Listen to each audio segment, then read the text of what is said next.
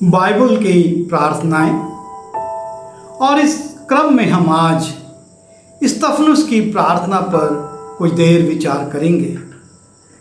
एक बहुत छोटी सी 2 लाइन की प्रार्थना है, लेकिन मानवीय स्वभाव और मानवीय शक्तियों की सीमा में कई बार ऐसा लगता है कि स्तिफनुस ऐसी प्रार्थना कैसे कर सका, और उसने जो प्रार्थना की उस प्रार्थना के जब हम पिछले भाग में जाते हैं, उसके जीवन पर विचार करते हैं, तो हम पाते हैं कि उसके जीवन में कुछ बातें थीं जिसके कारण वो ऐसी प्रार्थना कर सका। जब हम प्रेरितों काम उसके 7वें अध्याय में उसके 54 पद से देखते हैं, वहाँ पर स्तिफनुस की इस प्रार्थना का उल्लेख है।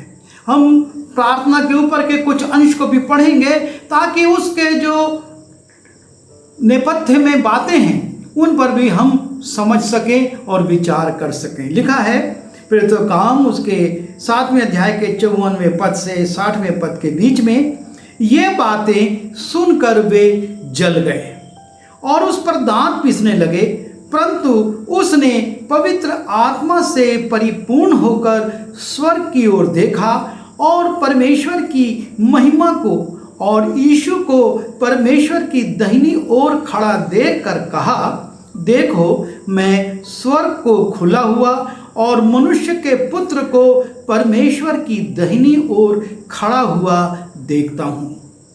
तब उन्होंने बड़े शब्द से चिल्लाकर कान बंद कर लिए और एकचित होकर उस पर झपटे और उसे नगर के बाहर निकालकर पत्थरवाह करने लगे। और गवाहों ने अपने कपड़े शाऊल नाम एक जवान के पांवों के पास उतार रखे और वे स्तिफनुस को पत्थरवाह करते रहे। और वह ये कहकर प्रार्थना करता रहा कि हे प्रभु यीशु, मेरी आत्मा को ग्रहण कर। फिर घुटने टेक कर ऊंचे शब्द से पुकारा, हे प्रभु, ये पाप उन पर मत लगा, और ये कहकर सो गया। यहाँ पर हम स्तिफनुस की प्रार्थना को सुनते हैं, देखते हैं। लिखा है वो ये कहकर प्रार्थना करता रहा। स्तिफनुस एक प्रार्थना कर रहा है और वो ये प्रार्थना कर रहा है कि हे प्रभु यीशु, मेरी आत्मा को ग्रहण कर। वो परमेश्वर के हाथ में अपनी आत्मा को सौंपता है। वो कहता है कि हे प्रभु यीशु, मेरी आत्मा को ग्रहण कर। ये उसकी प्रार्थना की पहली लाइन है। और दूसरी लाइन 60वें पद में है, फिर घुटने टेक कर ऊंचे शब्द से पुकार के कहा, हे प्रभु, ये पाप उन पर मत लगा। पहले वो अपनी आत्मा परमेश्वर के हाथ में सौंपता है और दूसरा वो कहता है कि हे प्रभु, ये पाप, ये दंड जो ये पाप कर रहे हैं और इसका जो दंड है वो इन पर तू मत लगा। और ये 2 वाक्य की प्रार्थना हमको ये चुनौती देती है कि ऐसी विपरीत परिस्थिति में जबकि एक व्यक्ति पत्थरवाह किया जा रहा है, गला काट दिया जाए, गोली मार दी जाए, तलवार से उसका सीना छेद दिया जाए या उसको फांसी दे दी जाए या आग में जला दिया जाए, लेकिन इन तमाम दंडों से अलग पत्थरवाह किया जाना है, क्योंकि पत्थरवाह किया जाना में आदमी तिल तिल करके मरता है। उसको पत्थर की चोटें लग रही हैं, कभी सिर में, कभी उसके किसी अंग में, और खून बह रहा है, हड्डियां टूट रही हैं, उस पर क्या गुजर रही है, उसको कैसी पीड़ा हो रही है। और इस परिस्थिति में अस्वाभाविक प्रार्थना संभव नहीं है कि वो कृत्रिम रूप से दिखावे की कुछ बात बोले, लेकिन जो कुछ उसके हृदय से निकल रहा है वो उस समय उसके होठों से निकलेगा, जो उसके हृदय में उठ रहे हैं विचार वो। और उन परिस्थितियों में वो पहले कहता है कि हे प्रभु यीशु, मेरी आत्मा को ग्रहण कर। अर्थात उसकी आत्मा पूरी तौर से तैयार है परमेश्वर के सामने खड़ी होने के लिए। और यह सबसे ज्यादा महत्वपूर्ण बात है कि स्तिफनुस इस बात की साक्षी देता है कि मेरी आत्मा को ग्रहण कर। और इसलिए हम उसके पहले अतीत में जाते हैं। इस व्यक्ति का क्या चरित्र था, ये कैसा था जिसके कारण वो बोल सका कि हे प्रभु यीशु मसीह, मेरी आत्मा को ग्रहण कर। जब हम प्रेरितों का काम उसके 6वें अध्याय के पहले पद में जाते हैं, लिखा है, उन दिनों में जब चेले बहुत होते जाते थे, यूनानी भाषा बोलने वाले इब्रानियों पर कुड़कुड़ाने लगे कि प्रतिदिन की सेवकाई में हमारी विधवाओं की सुधि नहीं ली जाती है। और एक कलीसिया में समस्या आ गई। और तब ये 12 चेले उनसे कहते हैं, तब 12 चेलों ने मंडली के अपने पास बुलाकर कहा, ये ठीक नहीं कि हम परमेश्वर का वचन छोड़कर खिलाने पिलाने की सेवा में रहें। इसलिए हे भाइयों, अपने आप में से 7 सुनाम पुरुषों को जो पवित्र आत्मा और बुद्धि से परिपूर्ण हो चुन लो कि हम उन्हें इस काम पर ठहरा दें। और चेले कहते हैं कि अपने बीच में से 7 सुनाम, पहली योग्यता सुनाम, दूसरी योग्यता पवित्र आत्मा से परिपूर्ण, और तीसरी योग्यता बुद्धि से परिपूर्ण व्यक्तियों को तुम चुन लो। तुम जिनको अच्छा समझते हो चुन लो। और वो कहते हैं हम उनको तुम पर ठहरा देंगे। और लिखा है 5वें पद में, ये बात सारी मंडली को अच्छी लगी और उन्होंने स्तिफनुस नाम एक पुरुष को, यहां पर स्तिफनुस का नाम आ रहा है, पहला एल्डर के रूप में जो चुना गया वो स्तिफनुस था कि कलीसिया में लोगों की सेवकाई करे, सुसमाचार की सेवा 12 प्रेरित कर रहे थे। लेकिन जो व्यवस्था की सेवकाई थी कलीसिया में कार्यों को करने के लिए, उसके लिए सबसे पहला जो नाम आया, और ये बात सारी मंडली को अच्छी लगी, और उन्होंने स्तिफनुस नाम एक पुरुष को जो विश्वास और पवित्र आत्मा से परिपूर्ण था। ये व्यक्ति विश्वासी था, पवित्र आत्मा से परिपूर्ण था। 3 बातें चेलों ने कही थी, अपने में से सुनाम, पवित्र आत्मा से और बुद्धि से परिपूर्ण व्यक्तियों को चुन लो। और जब उसमें वो स्तिफनुस को चुनते हैं तो लिखा है कि वो विश्वास और पवित्र आत्मा से परिपूर्ण था, एक विश्वासी व्यक्ति था। स्तिफनुस की योग्यता थी कि वो विश्वासी था। और उसके बाद हम देखते हैं 8वें पद में लिखा हुआ है, स्तिफनुस अनुग्रह और सामर्थ से परिपूर्ण होकर लोगों में बड़े बड़े अद्भुत काम और चिन्ह दिखाया करता था। वो कलीसिया में जो दायित्व दिए गए थे उसको तो पूरा करता था, साथ ही साथ वो परमेश्वर के अनुग्रह और उसकी सामर्थ से परिपूर्ण होकर, क्योंकि परमेश्वर ने उसको चुना हुआ था और परमेश्वर के सामने उसका चाल चलन उचित था। और इसलिए लिखा है, अनुग्रह और सामर्थ से परिपूर्ण होकर लोगों में बड़े बड़े अद्भुत काम और चिन्ह दिखाया करता था।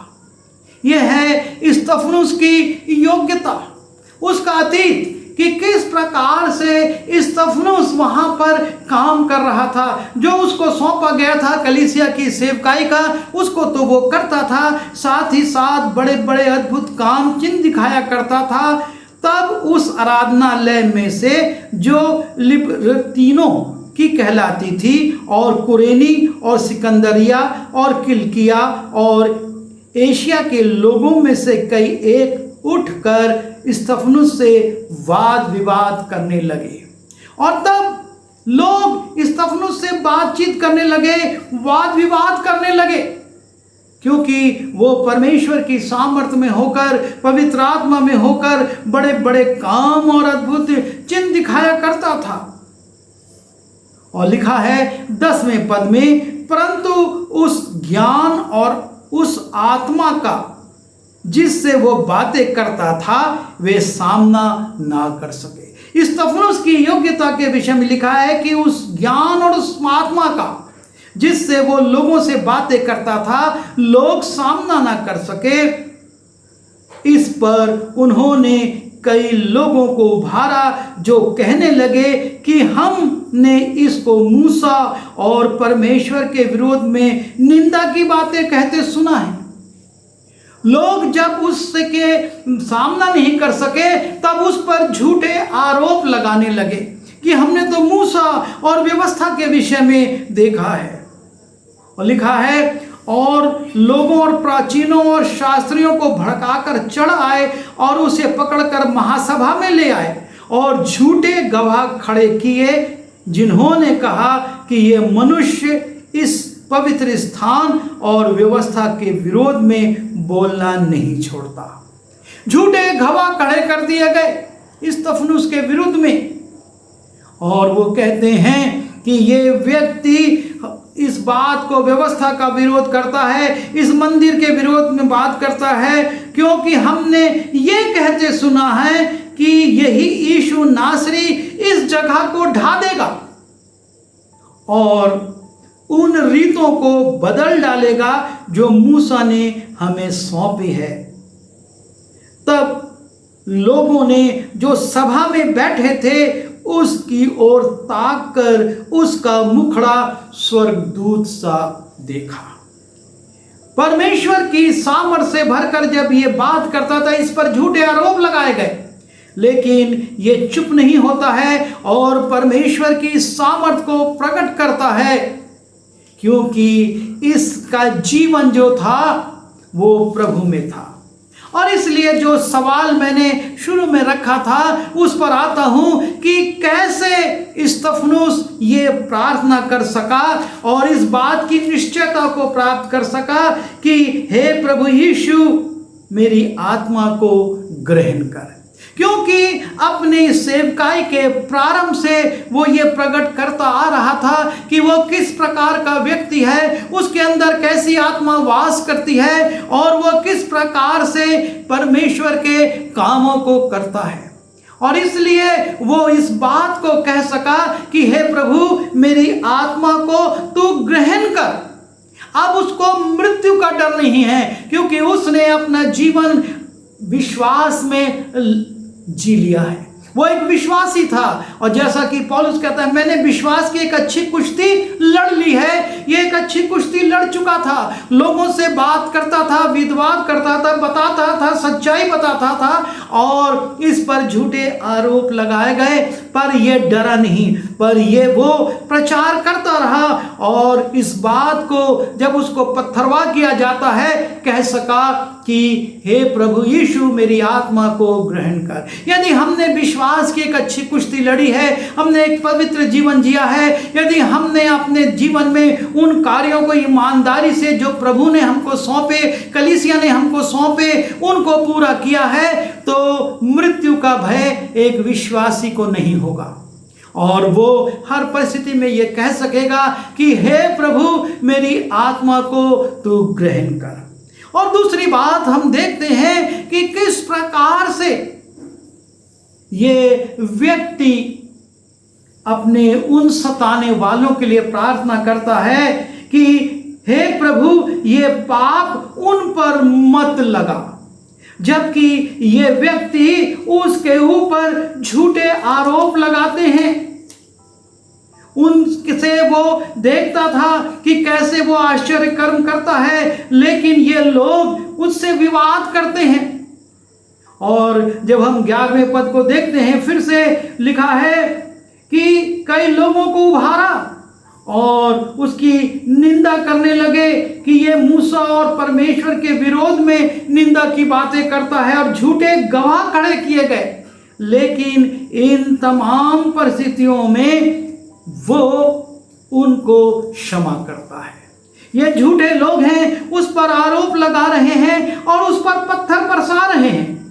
लिखा है, तब उन्होंने बड़े शब्द से चिल्लाकर कान बंद कर लिए और एक चित होकर उस पर झपटे और उसे नगर के बाहर निकालकर पत्थरवाह करने लगे, उसको पत्थरों से मारने लगे।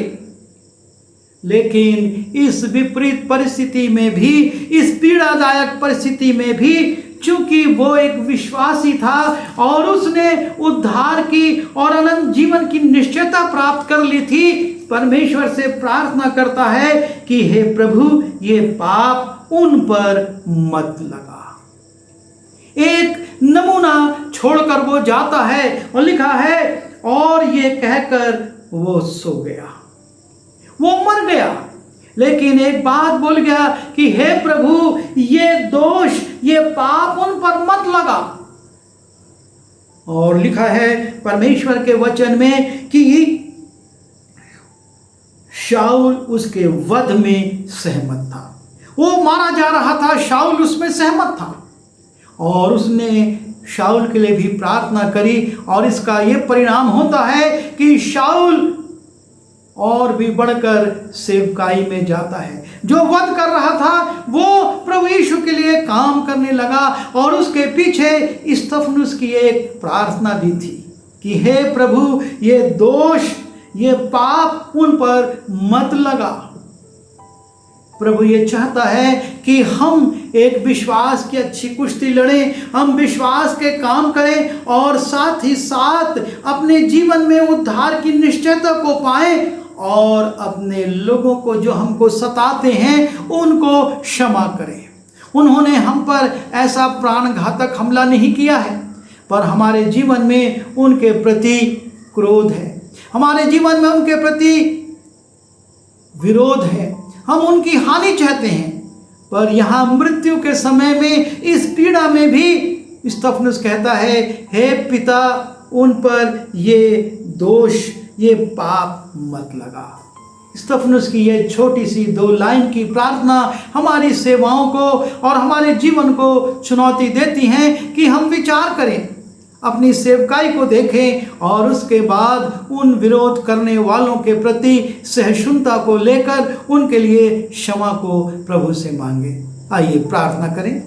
प्यारे पिता परमेश्वर, हम धन्यवाद देते हैं स्तफनुस के जीवन के लिए, जिसने कि विरोध में, पीड़ा में, कष्ट में सहते हुए भी इस बात को प्रकट किया कि वो अपने परमेश्वर के लिए तैयार है और कहता है, हे प्रभु यीशु, मेरी आत्मा को ग्रहण कर। और उसके बाद उन लोगों के लिए जो उसको पीड़ा दे रहे थे, उनके लिए उसने क्षमा भी मांगी कि ये पाप उन पर मत लगा। प्रभु जी, इन विपरीत परिस्थितियों में हम नहीं पड़े हैं, ऐसा विरोध का सामना हमने नहीं किया है, और फिर भी प्रभु जी हम अपने विरोधियों के लिए प्रार्थना करने में चूकते हैं। हमको क्षमा कर और ऐसा मन दे कि हम भी स्तफनुस के अनुसार प्रार्थना कर सकें। विनती यीशु के नाम से मांगता हूँ, आमीन।